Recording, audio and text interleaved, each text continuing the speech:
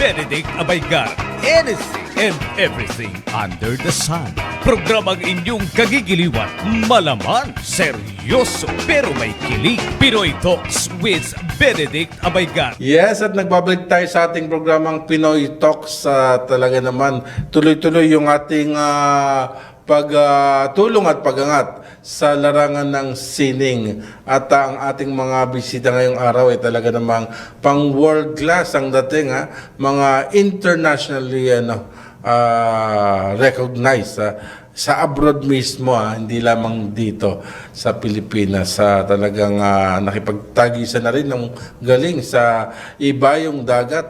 At ngayon namang araw na ito at mapalad naman tayo at kasama naman natin live sa ating studio.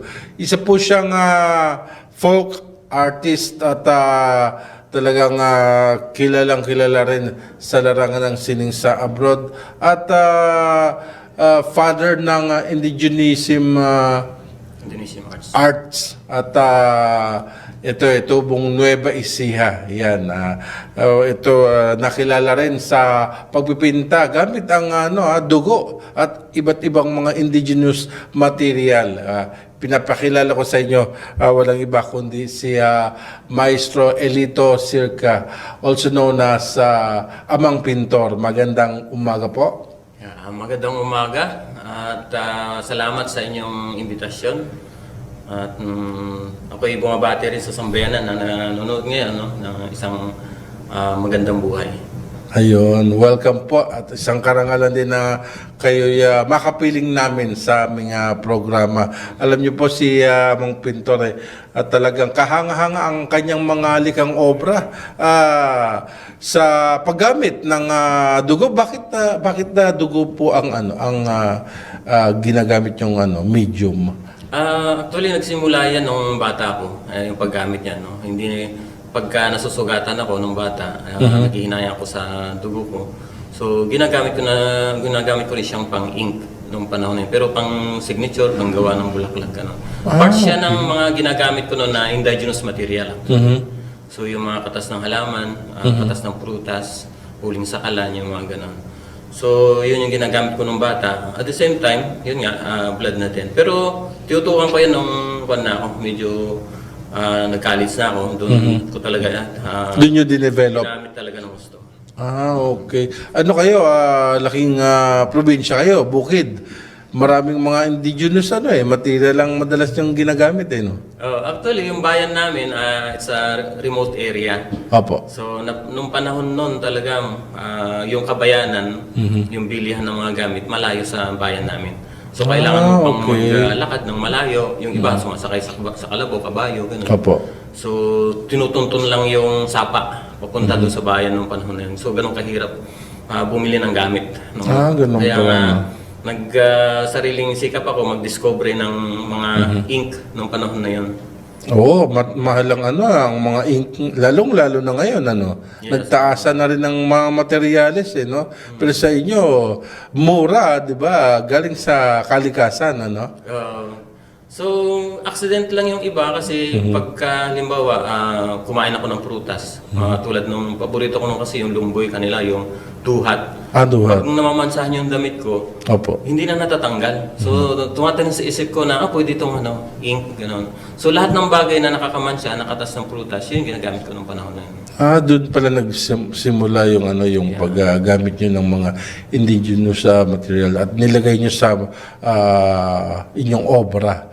At ngayong umagang ito, papakitaan tayo, papasiklaban tayo ng ating maestro, Amang Pintor. At may dala kayong canvas, Yeah.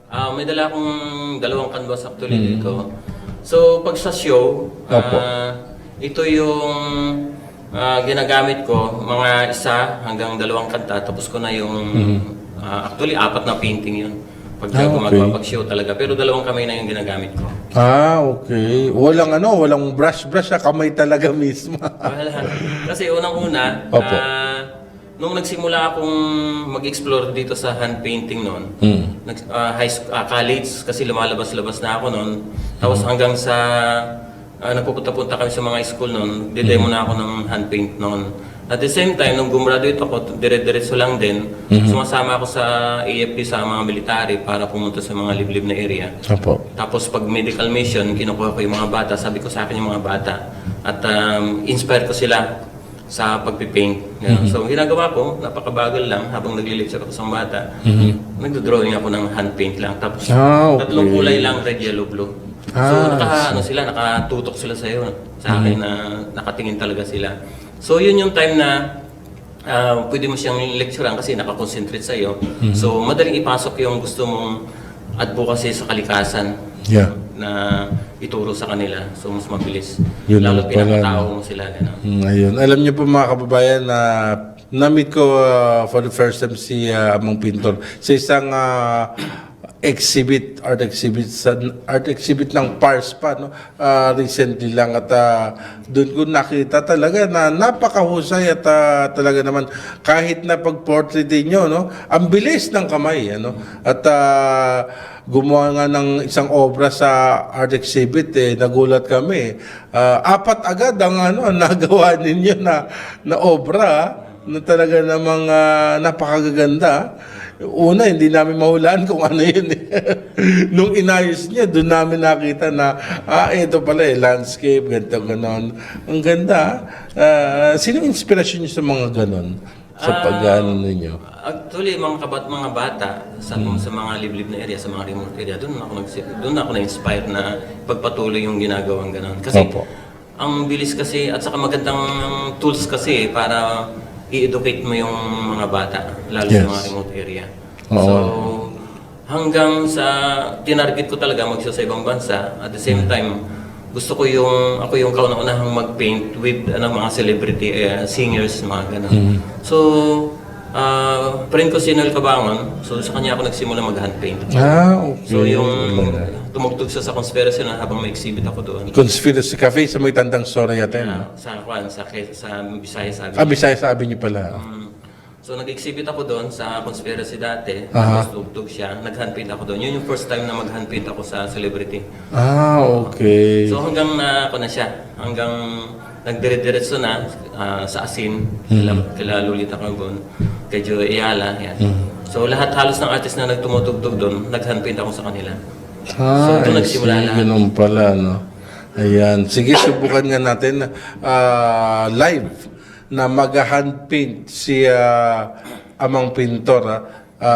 Gamit ang ilang kulay yan, sir? Ang gamit ko dito yung white, yung puti, red, yellow, blue.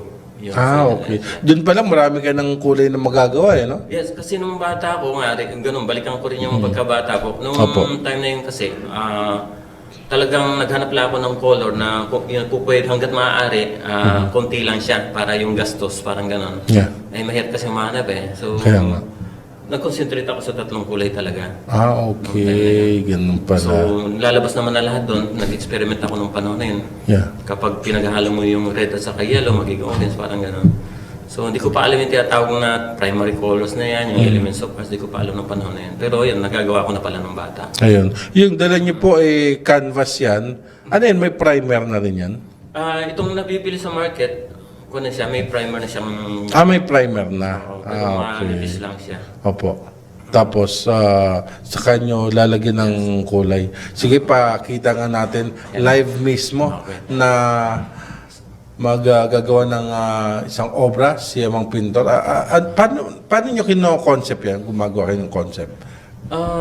Sa ngayon, Yung mga kapag idea na kayo. medyo, pag ano lang siya, pag ganito tulad na ganitong show, Opo. so landscape lang muna yung ginagawa ko. Pero pagka yung may kasamang artist, kumakanta, so yung bawat kanta niya, in-interpret ko. Kung ano Okay. yung kanta niya, yun yung lalabas sa canvas. Ganun pala, no? Ayan. So, So, ang medium nyo ay acrylic, ano? dahil sa kabisado ko na yung ratio ng kulay, Opo. kahit nakapikit ako, alam ko yung... Talaga?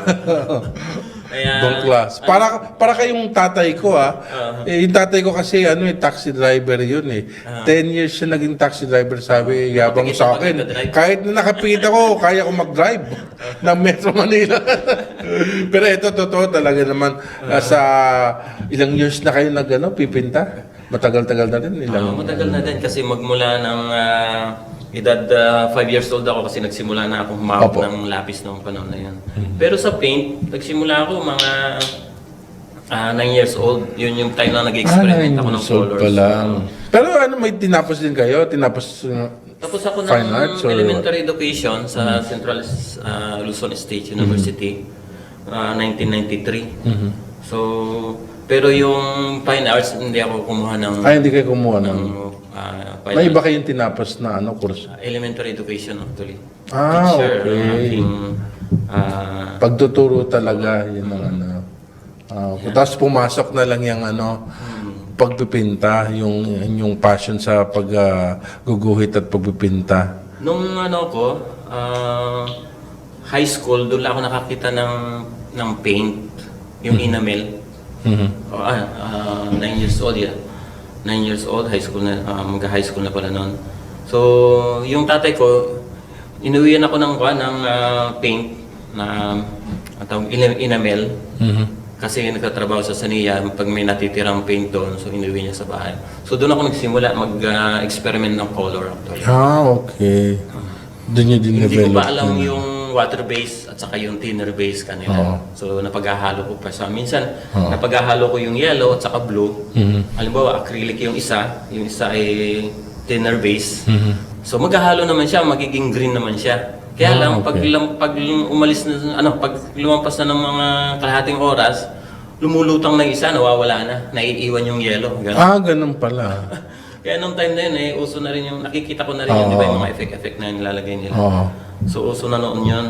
Hanggang sa unti-unti pinag-aralan nyo. Minsan pinaghahalo ko pa yung kulay ng katas ng prutas doon sa may paint nung panahon na yun. I see. Baka ako maiiwan yung colors niya. Opo. So, lahat pala, ang nangyari lang doon, mayroong mga prutas na talagang kung red siya kahit na matuyo. Ganon. Meron naman yung prutas na pag ginawa mo siya, Opo. nagiging brown na siya. So, yun yung pinakadulo. Ayun. Ganon. Ganun pala, no? Yan, tignan natin, ha? Hintayin natin kung anong kalalabasan. Yan. Ito ay landscape, ano? Landscape. Ayun. So, nung bata kasi ako, ang ganda-ganda ng talaga. Yung bayan kasi namin, Pantabangan, yung... Maganda yung mga tanawin. Yes, meron siyang ilog. Opo. Kung alam niyo yung Pantabangan Dam, Nakarating na po ako doon. yun. Maganda nga yung lugar. Meron doon doon part ako na na-inspire. mataas na parang hotel dati napunta namin okay. Di ba may mga ano yata, tilapia ba na nakukuha? Oo.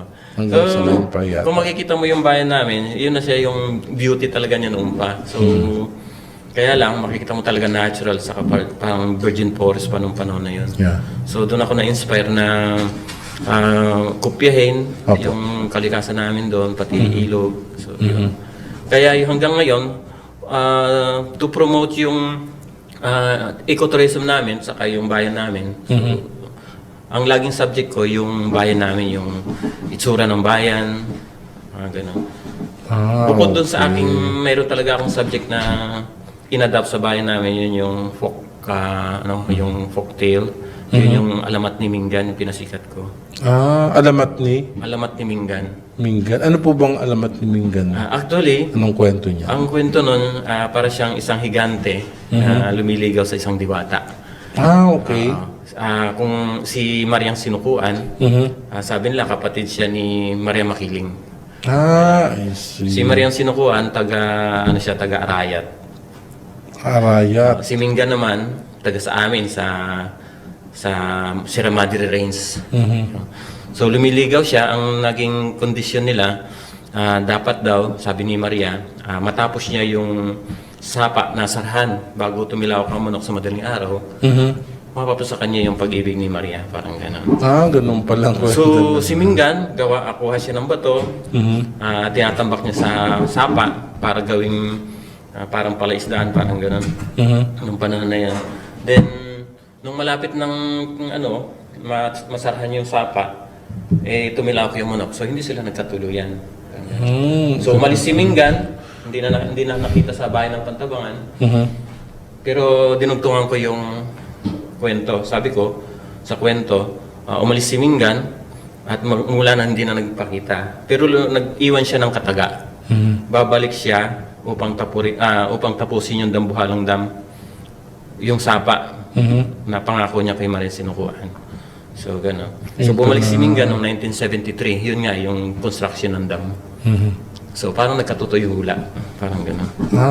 Yung pala. So, ang basihan kwento nun, basihan ng hula na lulubog yung bayan ng Pantabangan ay yung alamat ni Mingan. I see.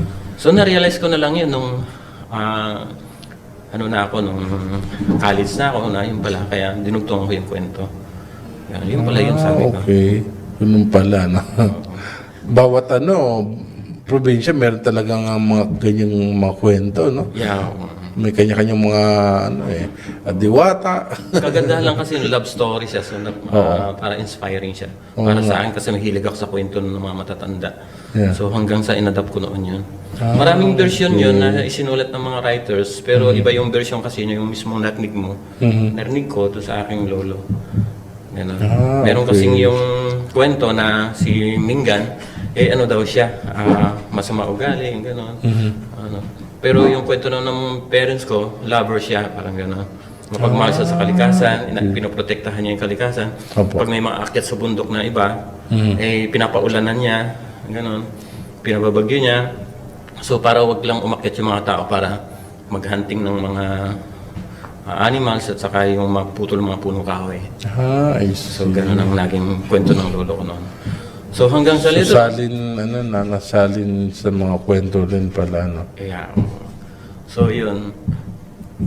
Nakakita ko ng nag-hand paint din nung college ako, si Pacheco. Okay. So isang inspirasyon din yun na kaya lang ang gawa niya puro mga underground water, then gumagamit siya ng hangin, mga gano'n. Yeah. So yung kasalukuyang ginagamit niya ng ibang artist, yung mga gano'n sa abstract. So ginagawa na niya noon yun.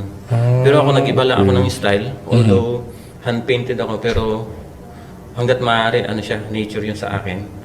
Full nature lover kayo.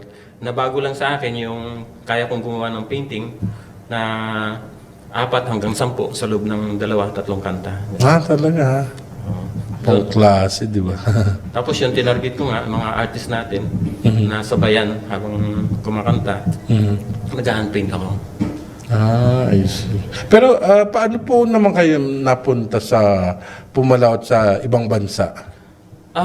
Isa yan na tinarget ko. Sabi ko, kailangan ang visual artist hindi lang nakikita lang sa isang sulok lang Apo.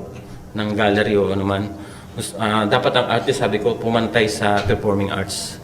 Kaya ngayon, tinarget ko mag-show sa ibang bansa para ipakita na tayong mga visual artist pwede maging performing artist. Yeah. Yeah. Yung husay at galing ng mga Pinoy, Doon yung pinamalas din. Yeah. So, nagsimula ako actually sa international, sa Rotary, International Convention. So, sumulat ako sa International President na kung po pwede mag-show ako dun sa convention. So, pinayagan naman ako, kaya nagdire-diretso siya. Hanggang sa later on, ako na mismo yung naghahanap ng piyestang Pilipino, inaano ko talaga yung sarili ko, inialok ko yung sarili ko na mag-show ako kahit libre. Parang gano'n. Pero ang target ko naman doon, kaya ako ginagawa yun kasi meron akong ginagawang mga charities dito sa Pilipinas, sa mga bata. Mga gift giving, at kung ano-ano. So yung mga painting ko doon, nagre-require lang ako ng minimum donation actually. Yung isang ganito, $100, parang gano'n. So, minimum donation. So, gano'n lang. Tapos, yung kinikita ko doon, yun din ginagamit ko sa gift giving sa mga bata. Okay. Ganun pala, no? Yan, so, tapos yan. So, ganito yung itsura ng bayan namin.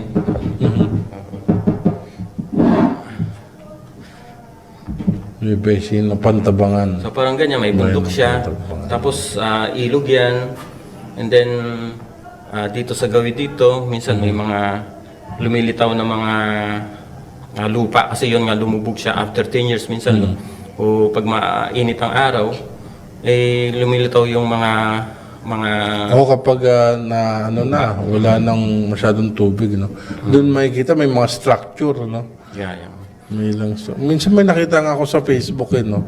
Lumutang yung dating parang bayan ng Yes, yun yung bayan namin. Actually, yung 14 barangays yun sa Pantabangan na lumubog nung panahon noon. Okay. Pinalubog dahil ginawang dam.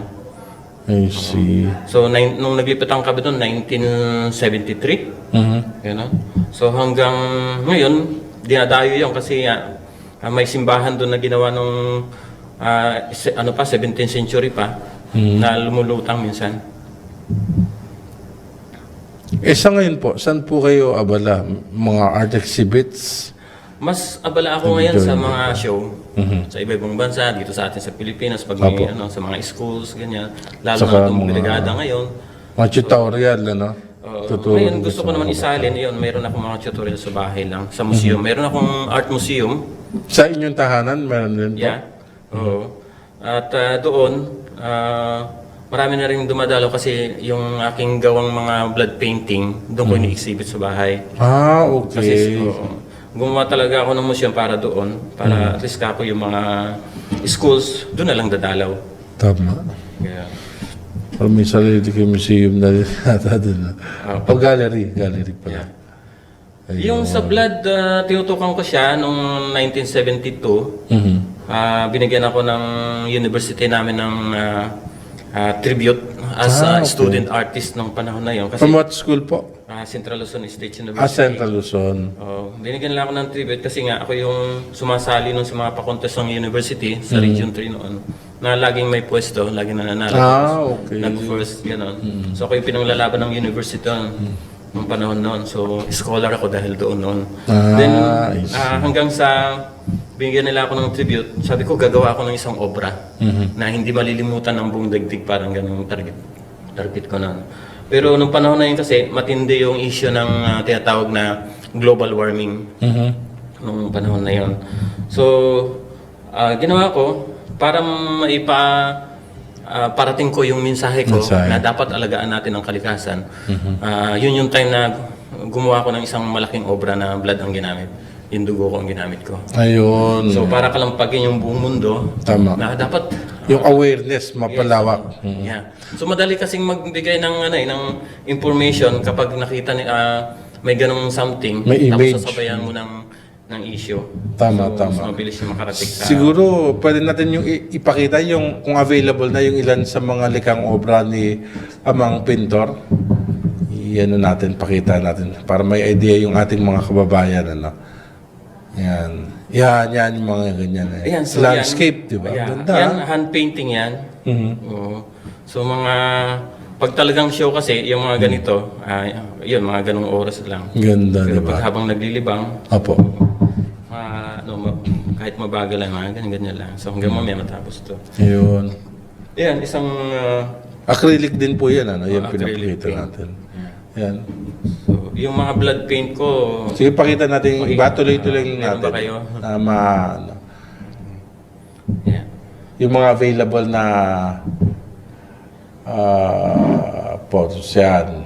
Yan, ang ganda rin, ha? Ayan, so hand painting pa rin yan ng environment Hand natin. painting lang yan, ha? Yeah, So, Pang klase, no? mga ano lang yung mga... Pag show siya, isang kanta lang pag isang ganito.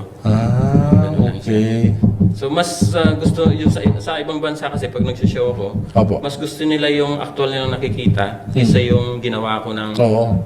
pulido Kaya at nga. in-exhibit doon. So mas Opo. mas Ayan, yan. Ito, ano ba yun? Malaki to, eh. No? ito commissioned art yan. Commissioner. Ito ballpen drawing. Ayan yung mga ano naman. Yung isa na yun, ito Ballpen. commissioned art o mural siya. So hand painted din siya, kinamay ko lang din yan. Talaga? Ang lupit, ah. Kasi gusto nung nagpapa-commission yung dancing fingers ko daw. Oo. Yan, so kinantsawan nila ako ng Dancing fingers. So, Ganun pala yun. nagsimula yung dancing fingers ko pag tumutugtog sila may kanupol. Oo. Sila, Ibang klase, no? Kakaiba.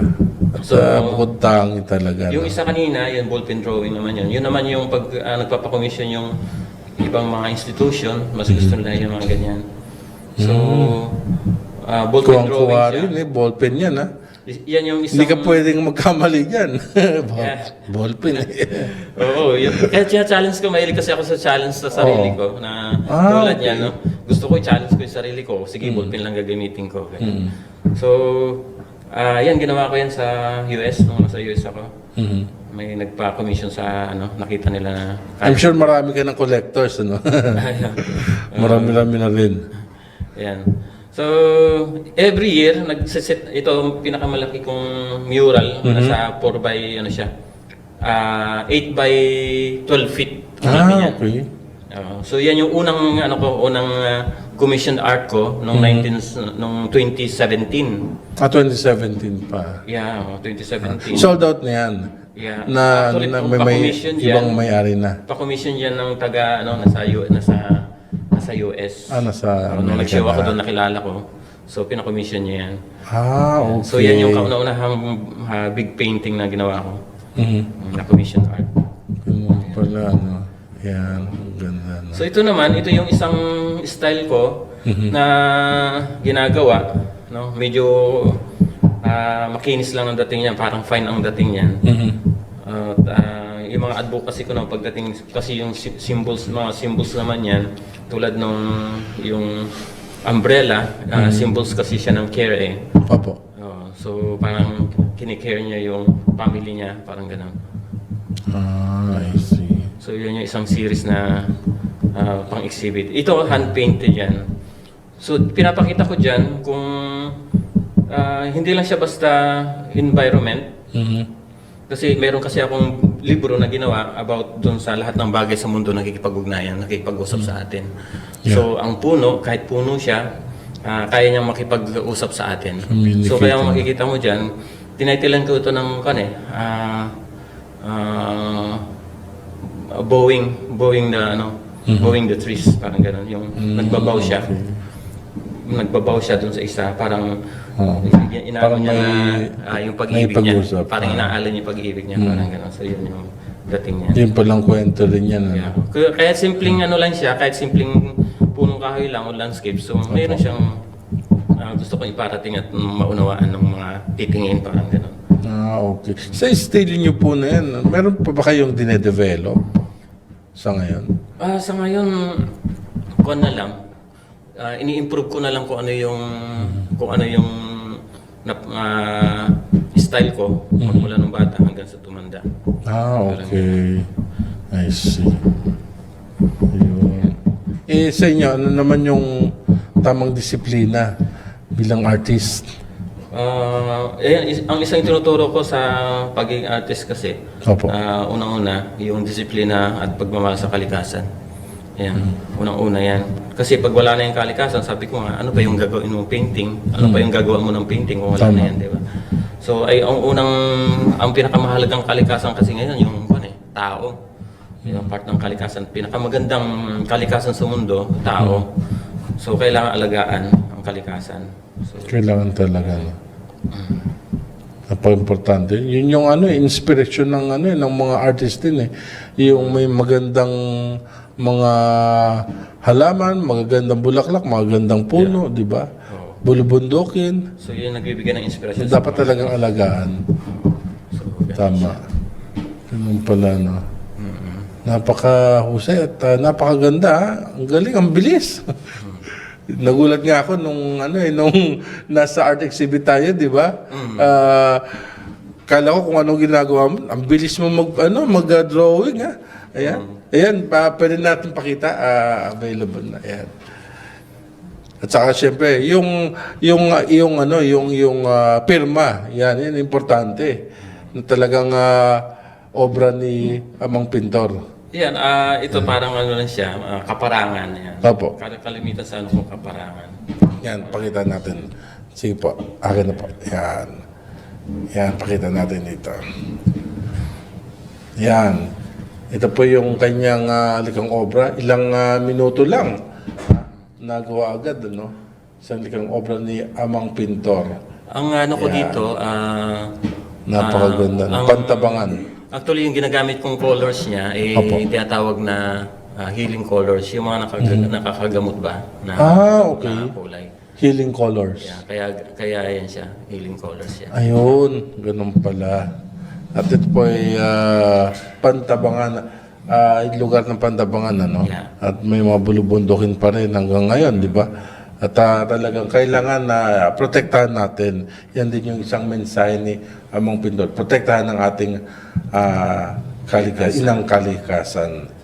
Yan. Alright, nako. Napaganda,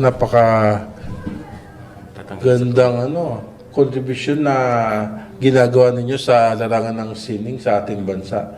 Yan. Kaya naman sumisikat lalo sa abroad yung ating mga artists, yung kanilang husay at galing. Talaga namang hindi matatawaran, yan. Yan po yung likang opera ni Amang. Saan naman kayo matatagpuan kung sakaling may gustong magpa-commission sa inyo? Pag sinerch lang yung pangalan ko, Opo. Elito Sirca o kaya Amang Pintor sa Google. So, lahat ng information nandun na kasi Opo. public domain na yung name ko din. Nandun na yung wala ka na may tatago eh. Oo. Oo. Public figure ka na eh. So, nandun na yung address ko rin. Makikita okay. nila Amang Pintor Art Museum. Pero mas madali sa Facebook, Sa Facebook, via Messenger.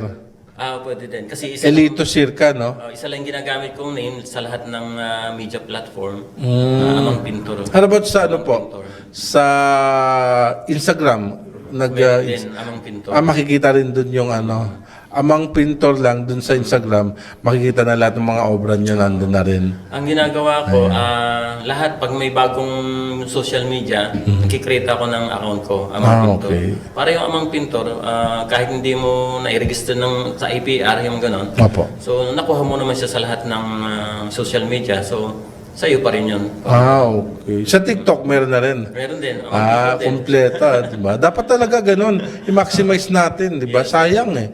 Di ba? Ito na nga yung pagkakataon, di ba? Sa online, yan, libre. Madali na lang natin mapakalat yung mga, like itong programa natin, di ba? Maximize natin para mas lalong lumawak at talaga ng mga makilala ng gusto yung Amang mga Pintor likhang ko, obra ninyo. Nagsimula yun. Actually, ang palayo ko sa baryo namin, Amang. Amang. So, inadapt ko siya, Amang. Kasi minsan, kilala ba si, yung Amang na Tigamalbang, yung pintor? Opo. Yung Amang na pintor, Amang Pintor. Okay. So, Amang Pintor. Ganun pala. Inadapt ko siya kasi common word lang siya na parang pangkaraniwan lang. No, ang nagkaiba lang doon, may dugtong na pintor. Yung Amang kasi pangkaraniwan, madaling tandaan ng tao. So sabi ko, ito na lang i-adapt ko kaysa yung name ko talaga. Oo. Na Elito, Sirca. Malilimutan pa na iba. Kaya So, madaling malimutan. Pero yung Amang kasi common. Mayroong Amang Parika, may Amang... Merong Ganon, no? So, makatagay. No? Ano naman ang may papayo nyo or advice sa mga artist din na nagsisimula? ano yan? Unang-una, yung kanilang subject. Dapat mayroon silang subject talaga na tututukan at the same time yung style, yung estilo niya. Then medium, yun. Kung gusto mo talagang mag-explore o mas makilala pagdating sa larangan ng sining, so yan dapat ang kanilang taglayin. Yung mayroon silang sariling subject, medium, at the same time yung kanilang style sa paggawa. Tulad si Maestro kanina, Mr. Nelson. Opo. So, ang style niya, yung mga maliliit na painting, no? So, ganon. Kapag meron kang unique style, ma-appreciate ng iba. Yung trademark nyo, yung pinaka-trademark nyo. Actually, stepping stone ko talaga yung blood painting. Yun Kasi hindi talaga, naman no? sinasadya na biglang pumutok sa buong mundo, yung na yun. Walang ibang gumagawa nun, kayo lang, no? Kasi ako yung na-record sa Ripley's Believe It or Not actually. Okay. Na blood Sa painting. Ripley's? Sa Ripley's. Wow. So, hindi ko naman sinasadya nung time na yun kasi ang layunin ko lang nun, ipaabot yung aking advocacy about sa environment. Opo. Kasi yung tinatawag na indigenism art, indigenism means movement siya, campaign siya against global warming. Yeah. So yun Yun ibig din sabihin ng pala. indigenism art. May advocacy rin pala kayong ganun. Yes. Magandang at saka malaking bagay at importante mapalawak natin yung kaalaman, awareness sa pag-ingat ng inang kalikasan. Tapos ang arts mo, dapat maging tools mo lang yan eh. Sa mga bawat artist na nakikinig, no? ang arts, binigay sa atin ng Panginoon, yung talent natin na magpinta, yung skill natin.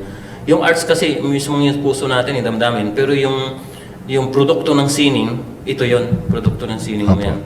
Ang totoo, yung damdamin mo, yan yung arts mo. Ngayon, ang binigay sa iyo ng Panginoon, yung arts kasi, yan yung mood mo eh. Opo. Yung passion mo, yung ganun.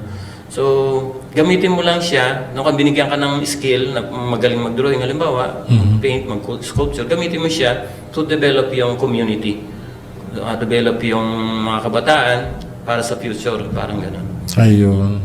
So, katulad nun, binigay sa akin na kaya ko mag-hand paint, kaya ginagawa ko sa mga bata, naging tools ko lang siya para may parating ko maturuan sila ng madali through painting. Ganun pala. So, tapos ma-inspire sila. Sabi ko nga, ang paghanga, kapatid ng paglikha. Kapag humanga na siya, lilikha na rin siya. Parang yung tatay ko noon, na-inspire ako sa tatay ko noon, gumagawa siya ng drawing noon, puro, ang gawa nga niya, yung mata, duling, gano'n. So, nakadila, tumatawa ako ng tumatawa. Ito lang may kaakibat ng inspirasyon. Hanggang ako, siyempre, gagayahin ko na rin. Papatawanin ko rin yung tatay ko. Gagawa rin ako ng drawing. So, hindi ko alam, natuturuan niya ako sa kanyang way, yung kanyang pamamaraan na pagpapatawa through painting, through drawing. Okay. So, kaya ginagaya ko din sa mga kabataan ngayon. Artist din pala yung inyong ama. Hindi naman siya artist, kaya yung drawing niya kasi parang drawing bata lang, na drawing lang siya ng duling na mata, ilong, bibig, okay. nakadila, minsan umuutot yung Talaga. so, makakatawa ka talaga. So, yun. Nakapagpasaya, nakakapagpaligaya. Ika nga. So, ang napaka-epektibong, ako kasi bilang teacher din, ang pinaka-epektibong pagtuturo ay yung hindi naiinip yung tinuturuan mo. Kung hindi, tumatawa sila habang natututo. Yun. Ayun, talagang nakikinig talaga. So, doon ko nakita na ang skill sa arts ay malaking bagay para magamit mo siya sa pagtuturo. Sabi ko nga di ba ang tao, meron tayo, sabi ko na katawan, puso, at saka isip, damdamin at isip. So yung isip, ito yung soul, yung isip natin. Then yung kaluluwa natin, ito yung damdamin. Yung spirit natin, yung spirit natin, ito yung damdamin natin. Katawan is katawan, parang gano'n. Pag gusto mong i-preserve yung iyong soul, yung kaisipan, gawa ka ng mga ganito, hand paint. So parang naisasalin mo yung kaalaman mo. Kasi yung soul mo, nandun yung kaalaman yung talent mo. Pag pumanaw ang isang tao, yung talent mo, yung memory mo, yung natutunan mo, naiiwan din sa lupa. Pero yung spirit mo, yung damdamin mo, yun yung naglalakbay at saka pwede namumutawi pa rin. Ganun pala, no? Tapos binigyan ng kapangyarihan yung ating espiritu. Dalawang kapangyarihan, yun yung faith, love and faith. Although maraming binigay sa atin na kapangyarihan, pero ang binigay, ang the best para sa akin, yung pag-ibig at paniniwala. Ayun. Yun. So dapat yun ang pinapalakas kayo sa isip. Alright. Well said. Naku, maraming salamat po, Maestro Amang Pintor, sa inyo pong pagbahagi ng inyo pong kwento sa inyong buhay sining, napakalaking bagay at talaga namang isa kayong yaman ng ating bansa. Talagang hindi matatawaran yung inyong mga likhang obra at napapakita nyo rin sa ibang bansa yung husay at galing ng mga Pilipino. Talagang pang world class ang dating ako. Maraming salamat pong muli. Isang karangalan na makapiling din namin kayo dito sa aming programa. Maraming salamat po. Yan po. Alright. Diyan po nagtatapos ang ating programa at sa susunod na Martes sa ganitong oras, 10 o'clock hanggang 11:30. Maraming salamat at tuloy-tuloy yung ating pagtulong sa mga visual artists at iangat natin ang larangan ng sining. Ito po ang inyong lingkod, NPC Director Benedict Abaygar, at nagpapasalamat. Mabuhay ang Pilipinas. Pinoy Talks with Benedict Abaygar. Anything and everything under the sun. Programang inyong kagigiliwan, malaman, seryoso, pero may kilig. Pinoy Talks with Benedict Abaygar.